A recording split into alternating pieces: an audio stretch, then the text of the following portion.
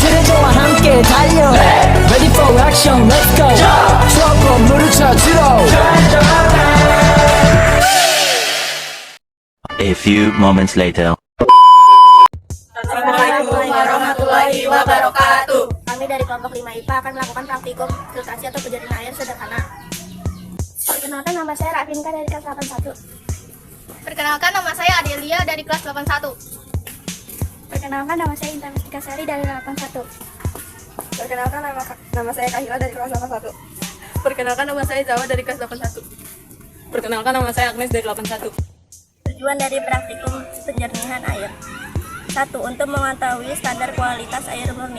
2. Untuk mengetahui proses pengolahan air bersih. 3. Untuk mengetahui teknik-teknik yang digunakan dalam proses penjernihan air. 4.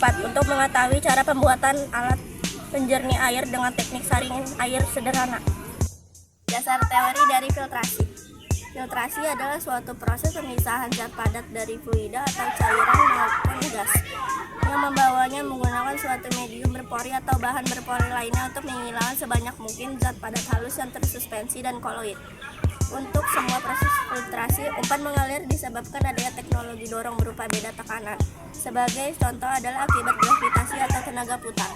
Secara umum, filtrasi dilakukan bila jumlah padatan dalam suspensi relatif lebih kecil dibandingkan zat cairnya.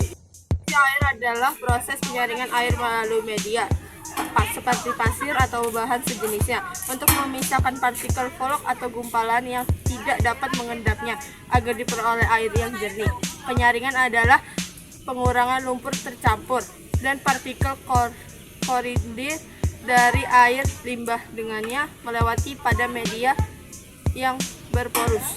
Kedalamnya penyaringan menentukan derajat kebersihan air yang disaring pada pengolahan air umum untuk minum. Maksimalisme yang dilalui pada filtrasi: A. Mengalirnya air melalui penyaringan galur. B. Partikel-partikel tahanan di media penyaringan. C. Terjadi reaksi kimia dan biologis. Gunakan gunting. Gunakan kapas, sampel air bersih, sampel air kotor, pasir, batu kerikil, botol besar 1,5 liter. Memastikan bahan-bahan yang kita gunakan benar-benar bersih. Cuci semua bahan yang kita gunakan seperti pasir, serabut kelapa, arang, kerikil, kemudian keringkan. Kapas ke dalam botol.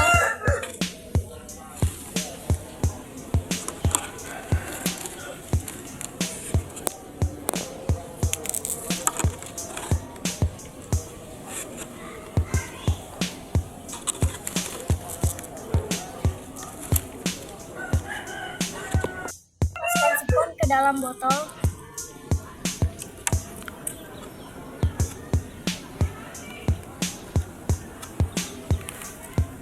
Masukkan batu kerikil ke dalam botol.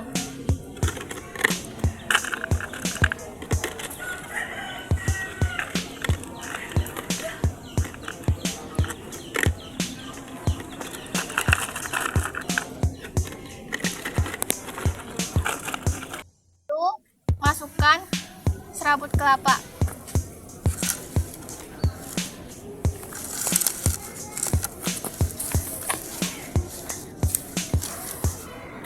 Lalu masukkan pasir ke dalam botol.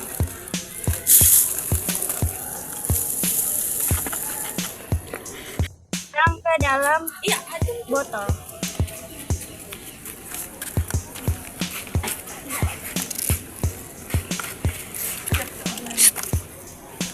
Setelah itu, di bagian terakhir masukkan serabut kelapa. Hasil dari proses penjernihan air: lapisan pertama adalah kapas, lapisan kedua spons, lapisan ketiga batu kerikil, lapisan keempat serabut kelapa, lapisan kelima pasir, lapisan keenam arang, lapisan ketujuh serabut kelapa. Lalu penyaringannya masukkan ke dalam penampung air. Masukkan air kotor ke pelan-pelan.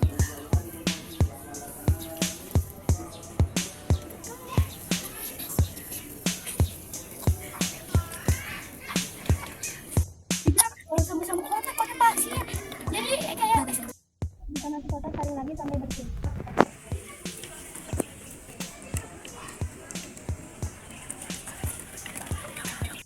Seperti ini setelah disaring berkali-kali. Kesimpulannya adalah, kesimpulan dari praktikum filtrasi air sederhana adalah adanya perubahan sebelum dan setelah air difiltrasi, antara lain pH air meningkatkan sebesar 2,5, sebelum difilter 5,3, dan setelah difilter meningkatkan menjadi 7,8. Warna air sebelum difilter keruh dan setelah difilter menjadi agak jernih, dan bau air sebelum difilter baunya pekat. Setelah difilter tidak ada baunya. Ketebalan susunan lapisan mempengaruhi kejernihan air yang difilter.